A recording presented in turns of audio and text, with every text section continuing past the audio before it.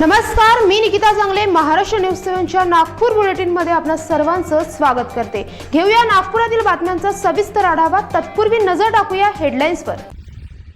नागरिकांच्या मागणीनुसार आणखी नवीन 11 दवाखान्यात लसीकरणाची व्यवस्था। 11 वर्षीय नातीवर अत्याचार केल्याप्रकरणी आरोपी आजोबाला जन्मठेप। एकतर्फी प्रेम प्रकरणातून मुलीच्या भावावर धारदार शस्त्राने हल्ला। संपूर्ण कडक निर्बंध लावण्यात आले नाही, लोकांची गर्दी टाळण्याचा प्रयत्न। मनपा आयुक्त यांची माहिती। पोलीस निरीक्षक अरविंद घोडे यांची जामिनासाठी धावपळ सुरू। आकाशवाणीचे सतार वादक नासिर खान यांचे कोरोनाने निधन। पर्यटन मंत्री आदित्य ठाकरे नागपूर एअरपोर्टवरून मुंबईला रवाना। आता घेऊया बातम्यांचा सविस्तर आढावा। नागपूरमध्ये 17 शासकीय आणि 55 प्रायव्हेट दवाखान्यात लसीकरणाची व्यवस्था महानगरपालिकाद्वारे करण्यात आली आहे। या पार्श्वभूमीवर नागपूरचे महापौर दयाशंकर तिवारी यांनी नागरिकांच्या मागणीनुसार आणखी नवीन 11 दवाखान्यात लसीकरणाची व्यवस्था करण्यात आल्याची माहिती दिली आहे। सोबत नागरिकांना लसीकरण करण्याचे आवाहन केले। नमस्कार, सभी नागपुर वासियों को मेरा विनम्र अभिवादन। नागपुर महानगर पालिका के माध्यम से नागपुर शहर में 17 शासकीय और 55 प्राइवेट दवाखानों में वैक्सीनेशन के व्यवस्था महानगर पालिका के माध्यम से की गई थी। नागरिकों की बढ़ती मांग को देखते हुए महानगर पालिका ने कल से अपने 11 नए दवाखानों में ये वैक्सीनेशन की व्यवस्था उपलब्ध कराई है। यह जो नए 11 दवाखाने हैं, यहाँ सुबह 9 बजे से लेकर के 5 बजे तक वैक्सीनेशन की सुविधा रहेगी। मैं उनके नामों का उल्लेख करना चाहता हूँ। ये जो वैक्सीनेशन सेंटर है, इसमें इंदौरा प्राथमिक आरोग्य केंद्र, कपिल नगर प्राथमिक आरोग्य केंद्र, पारडी प्राथमिक आरोग्य केंद्र, शांतिनगर प्राथमिक आरोग्य केंद्र, हंसापुरी आयुर्वेदिक दवाखाना हंसापुरी खदान विद्यालय में, नंदनवन प्राथमिक आरोग्य केंद्र, बाबुलखेड़ा प्राथमिक नागरिक आरोग्य केंद्र, मानेवाड़ा प्राथमिक नागरिक आरोग्य केंद्र, खामला आयुर्वेदिक दवाखाना, स्वर्गीय प्रभाकर राव दटके महाल रोग निदान केंद्र एवं आयुष रुग्णालय सदर, इन सारे स्थानों पर महानगर पालिका ने नए 11 केंद्र कल सुबह 9 बजे से शुरू करने का निर्णय लिया है। आप सभी से मेरा कृपापूर्ण निवेदन है कि आप ऑनलाइन रजिस्ट्रेशन करें और ऑनलाइन रजिस्ट्रेशन करने के पश्चात इन केंद्रों में जाकर के आप वैक्सीनेशन का लाभ ले सकें। अपने घर में आप cowin.gov.in covin.gov.in इस ऐप पर जाकर के आप अपना ऑनलाइन रजिस्ट्रेशन कर सकते हैं। साथ ही साथ अगर आपके मोबाइल में आरोग्य सेतु ऐप डाउनलोड है तो आरोग्य सेतु ऐप के माध्यम से भी आप अपना नामांकन दर्ज कर सकते हैं। और उसमें अपना नामांकन दर्ज करने के बाद अगर आप वैक्सीनेशन सेंटर में जाएंगे तो मुश्किल से 5-7 मिनट के अंदर आपका वैक्सीनेशन हो जाएगा और आप अपने घर आ सकेंगे। मेरा आपसे निवेदन है कि आप इन नए केंद्रों की सुविधा का भी लाभ उठाएं। नागरिकों के सुविधा के दृष्टि से इन केंद्रों का हमने नियोजन किया है। और एक सूचना, अभी महानगर पालिका के माध्यम से एक सर्कुलर जारी हुआ है पुलिस प्रशासन के सहयोग से। उसमें उल्लेख किया गया है कि कल जो दुकानें शुरू रहती है, जिन दुकानों को शुरू रखने की अनुमति दी है, वे दुकानें जो दिन भर शुरू रहती थी अब सुबह से लेकर के दोपहर 1 बजे तक ही शुरू रहेगी। किराने की हो, अनाज की हो, बेकरी हो, सब्जी भाजी की हो या मांसाहारी पदार्थों की, ये दुकानें अब केवल दोपहर 1 बजे तक ही शुरू रहेगी। उसके पश्चात दुकान को बंद करना पड़ेगा। जो दुकानें स्टैंड अलोन हैं वही शुरू रहेगी, बाकी को बंद रखना पड़ेगा। यह सूचना आज पुलिस विभाग के माध्यम से महानगर पालिका के माध्यम से प्रेस में जारी की गई है। आप सभी लोगों की जानकारी के लिए मैं यह सूचना आपको प्रेषित कर रहा हूं। आपसे निवेदन करना चाहता हूं कि शहर में कोरोना तेज़ी से बढ़ रहा है, इसे रोकने में मदद करने के लिए आप लोग सहकार्य करें। साथ ही साथ में भीड़ में जाने से बचें, भीड़ से दूर रहें, मास्क लगाएं, सैनिटाइज़र का वापर करें, भीड़ से दूर रखें, स्वयं अपनी सुरक्षा का ध्यान रखें, अपने परिवार की सुरक्षा का ध्यान रखें। आपकी व्यक्तिगत सुरक्षा से ही हम लोग कोरोना से मुक्ति प्राप्त कर सकते हैं। आप यह सहकार्य हमें प्रदान करेंगे ऐसा विश्वास है। आपके सहयोग की अपेक्षा करते हुए मैं आपको बहुत बहुत शुभकामनाएं देना चाहता हूं कि नए सेंटर आपके लिए शुरू हुए हैं, वहां जाकर के आप जरूर लाभ लें। आप लाभ लेंगे ये विश्वास के साथ मैं मेरे वाणी को विश्रांति देता हूं। बहुत बहुत धन्यवाद। बालवयातच आई वडिलांचं छत्र हरवलेल्या एका 11 वर्षीय नातीवर अत्याचार केल्याचा दोष सिद्ध झाल्याने आरोपी आजोबाला जन्मठेपेची शिक्षा ठोठावण्यात आली आहे। यवतमाळ येथील जिल्हा व सत्र न्यायाधीश एम ए मोहद्दीन एम.ए. यांच्या न्यायालयाने आज या प्रकरणाचा निकाल दिला। सत्र न्यायाधीश श्री मोइनुद्दीन साहेब यांच्या कोर्टात आज एक महत्त्वाचा चुकादा साहेबांनी दिला आणि समाजात एक चांगला उदाहरण बसवलं। आरोपी हे पीडित मुली जी 11 वर्षाची मुलगी होती आणि ते आरोपी पीडिताची आजोबा होते आणि ते जेव्हा दुसरीकडे राहत होते आणि पीडिताची आई वारली होती आणि पीडिताचे वडील जिवंत होते। त्यावेळी पीडिता आणि तिची लहान बहीण ते आजोबाकडे म्हणजे आरोपीकडे राहायला वॅकेशनमध्ये उन्हाळ्याच्या वॅकेशनमध्ये राहायला गेली, तेव्हा आरोपीने पीडितासोबत वारंवार जबरीने संभोग केलं। त्यानंतर पीडिता आणि तिला सांगण्यात आलं की तू कुणाला काही सांगू नको, आणि त्यामुळे पीडिताने कुणाला काही सांगितलं नाही। त्यानंतर पीडिता आपले वडिलांसोबत आपल्या घरी आली आणि त्यानंतर तिचे वडीलसुद्धा वारले, म्हणून आजोबा आरोपी जे आहे ते पीडितासोबत राहायला त्यांच्या पीडिताच्या घरी आले बेलोरा गावी आणि तिथे राहून ते रोजच पीडितासोबत वारंवार संभोग करत होते आणि त्यामुळे पीडिता ही गर्भवती झाली। परंतु ती 11 वर्षाची मुलगी असल्यामुळे तिला काही समजे नाही आणि ते एकदा शाळेत चक्कर येऊन पडली आणि त्यानंतर गावातील सरपंच तिने पीडिताची टेस्ट केली, ती प्रेग्नन्सी टेस्ट पट्टीद्वारे केली। त्यावेळी त्यांनी तिला कळलं की ती प्रेग्नंट आहे आणि त्यानंतर पीडिताची आईची आजी जे तक्रारदार आहे या प्रकरणात तिला सांगण्यात आलं। त्यानंतर सरपंच व पीडिताची आजी पीडिताच्या घरी गेले। त्यावेळी आरोपी शेतात गेले असल्यामुळे पीडिताला प्रेमाने सांगितलं सरपंच आणि आजीने आणि त्यामुळे ती घाबरून तिने सांगितलं की माझ्यासोबत माझ्या आजोबाने असे वारंवार शारीरिक संभोग केला आणि त्याच्यानंतर तिच्या पीडिताला घेऊन तिची आजी पोलीस स्टेशन घाटंजी येथे रिपोर्ट दिलं आणि रिपोर्ट दिल्यानंतर गुन्ह्याची तपास करण्यात आली आणि त्या दरम्यान पीडिताने एक मुलीला जन्मसुद्धा दिले।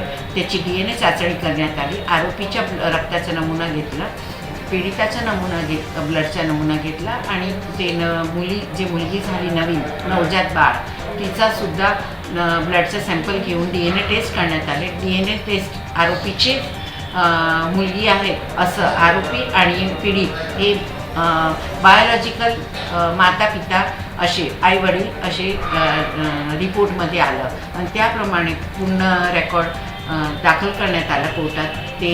आणि या केसच्या सुरुवातीचे तपास अधिकारी RK पुरी साहेब होते आणि त्यानंतर DNA ची तपासणीसाठी आणि पीडिताला मुलगी झाली त्याबद्दलची जी तपासणी केली ते पोलीस इन्स्पेक्टर साहेब भुजाडे साहेब यांनी केली आणि असे करून पीडिताला मोहिद्दीन साहेबांनी सगळे साक्षीदार तपास आणि सरकारकडून 7 साक्षीदार तपासणी करण्यात आलं। त्यामध्ये पीडिताची आजीची तसेच वैद्यकीय अधिकारीची साक्षी महत्त्वाची ठरली आणि यावरून मोइनुद्दीन साहेबांनी आज रोजी चुकादा दिला। त्यामध्ये आरोपीला आमरण जन्मठेपची सजा तसेच 5,000 रुपये दंड न भरल्यास 6 महिन्याची सक्त मजुरीची सजा अशी ठोठविण्यात आली आणि एक चांगलं उदाहरण समाजात बसवण्यात आलं। नागपूर सक्करदरा पोलीस ठाणे अंतर्गत एकतर्फी प्रेम प्रकरणी आरोपी सुलतान ताजी व त्याचा भाऊ शहबाज काझी या युवकांनी पीडितेच्या भावावर धारदार शस्त्राने हल्ला करून त्याला गंभीर स्वरूपी जखमी केले।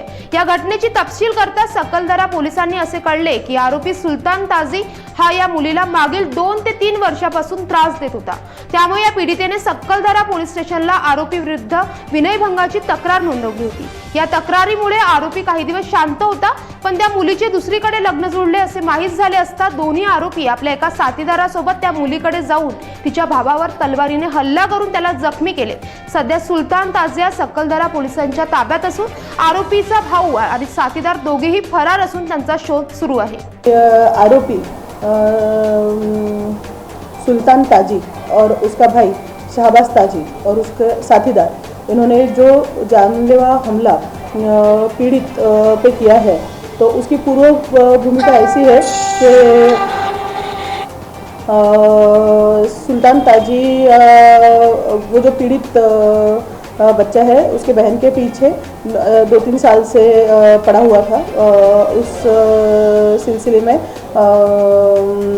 पीड़ित महिला ने, यानी जो जिसको कल मार लगा है, उसके बहन ने 2019 में उसके खिलाफ विनय भंग का गुनाह भी दाखिल किया था. और वो नहीं चाहती थी सुल्तान ताजी उसको तंग करे. उसके बाद से वो थोड़ा सा शांत था, लेकिन 14 तारीख को पीड़ित व्यक्ति के बहन का एंगेजमेंट किसी और बंदे के साथ में होने की वजह से आरोपी सुल्तान ताजी चिढ़ गया और उसने उसके भाई शहबाज ताजी और साथीदार के साथ में पीड़ित पे तलवार से जानलेवा हमला किया है. और वो गुनाह पुलिस थाना सकरदरा में दाखिल है.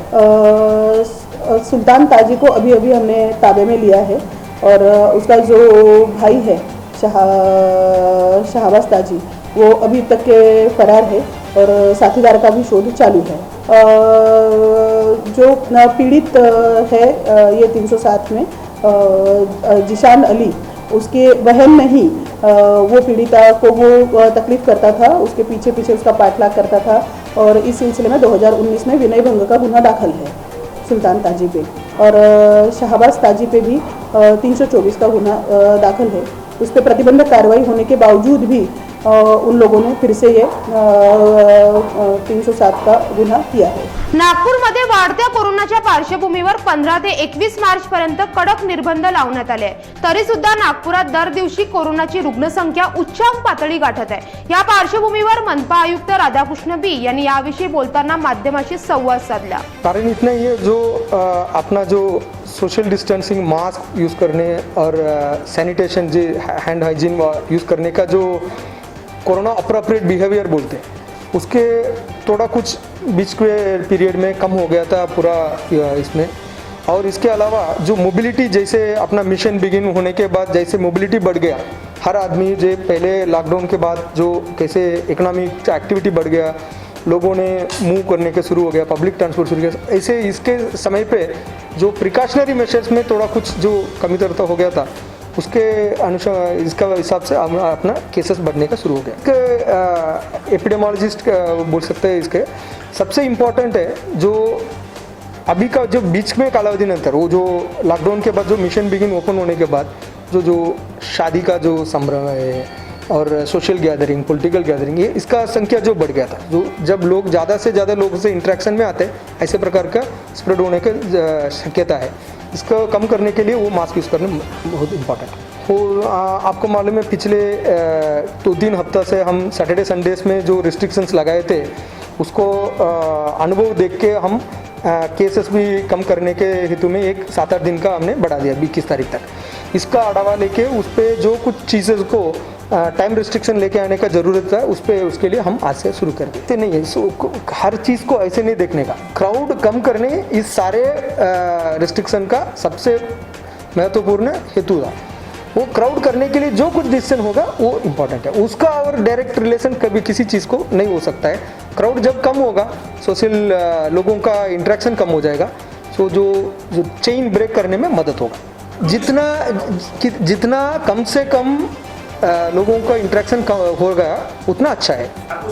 आपको क्लियर करना, लॉकडाउन है, इसको हम बहुत सारी चीज़ को परमिशन भी कर दिया है. ठीक है, इंडस्ट्री चल रहा है अपने पास, ऑफिसर्स, गवर्नमेंट ऑफिसर्स चल रहा है, प्राइवेट ऑफिसर्स में जो मार्च एंडिंग के हिसाब से लोगों को परमिशन दिया गया. सो वैसे ये कंप्लीट लॉकडाउन, लोगों का कर्फ्यू नहीं लगाया, लोगों को मूवमेंट में बंदी नहीं, जो कुछ मिनिमम है, जिस जगह पे क्राउड होता था उसको हम कम कर रहे हैं एक्चुअली.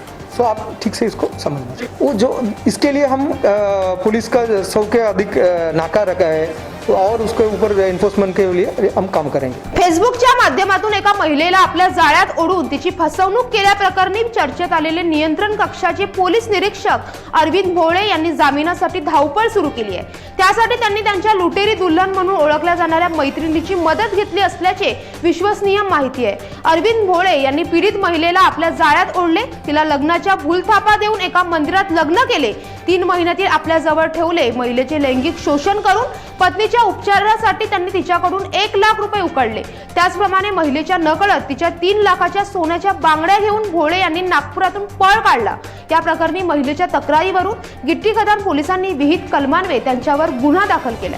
भोले के विरुद्ध में एक महिला ने फिरियाद दिया था कि उन्होंने उनके साथ शादी किया, उनके साथ जो तकरार थी जिसके तहत 376 और 419 420 का गुना दाखिल किया गया है। उसमें उस प्रकरण में उनको निलंबित किया गया है। बाकी तपास आकाशवाणी नागपूरचे सुप्रसिद्ध सतार वादक उस्ताद नासिर खान यांचे बुधवार 17 मार्च रोजी सकाळी कोरोना संसर्गामुळे मेयो रुग्णालयात निधन झाले। ते 52 वर्षाचे होते।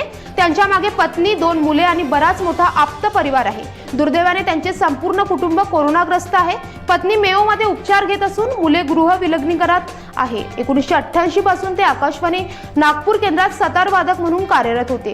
ते उच्च श्रेणी कलाकार होते। त्यांचे वडील सुविख्यात सतार वादक हमीद खान हेही आकाशवाणीचे सतार वादक होते। शिवसेना नेता व राज्याचे पर्यटन मंत्री आदित्य ठाकरे 3 दिवस ताडोबामध्ये होते। आज ते नागपूर एअरपोर्ट वरून मुंबई रवाना झाले। या दौऱ्यात आदित्य ठाकरेंनी कोणत्याही प्रसार माध्यमाशी संवाद साधला नाही, हे उल्लेखनीय।